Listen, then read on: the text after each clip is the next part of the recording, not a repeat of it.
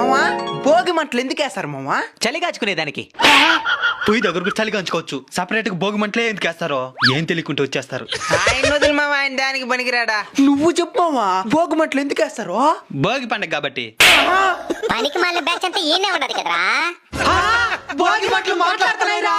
చిన్నప్పటి నుంచి చేసుకున్నారు భోగి పండగ. భోగి పండగ అంటే ఏంది తెలీదా? అంటే అది ఎవరు అర్థమయ్యే విధంగా చెప్పలేదు మా. సరే నేనే చెప్తాను, నేనండి. సరే మామా. సంవత్సరానికి 12 నెలలున్నట్టు 12 రాశులు కూడా ఉంటాయి. అవును, నాది సింహరాశి.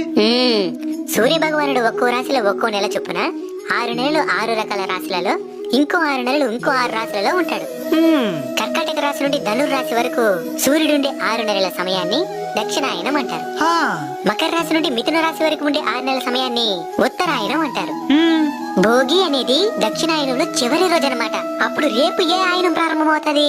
ఉత్తరాయణం. శబాష్. సూర్యుడు ఏ రాశిలోకి ప్రవేశిస్తాడు? మకర రాశిలోకి. దాన్ని మకర సంక్రాంతి అంటారు. దక్షిణాయనంలో తాము ఎదుర్కొన్న కష్టాలు బాధలని భోగి మంటల రూపంలో అగ్నిదేవునికి సమర్పించి నువ్వుల నూనెతో తలంటు స్నానం చేస్తారు. అవును. పాత వస్తువులన్నిటినీ భోగి మంటల్లో వేసి నూతన జీవనానికి నాంది పలుకుతారు. అలానే చిన్నపిల్లలపై భోగి పళ్ళు పోసి సూర్యదేవుని అనుగ్రహం కలగాలని ఆశీర్వదిస్తారు. ఈ విషయాలన్నీ తెలియని వారందరికీ షేర్ చేసి తెలియజేస్తారు.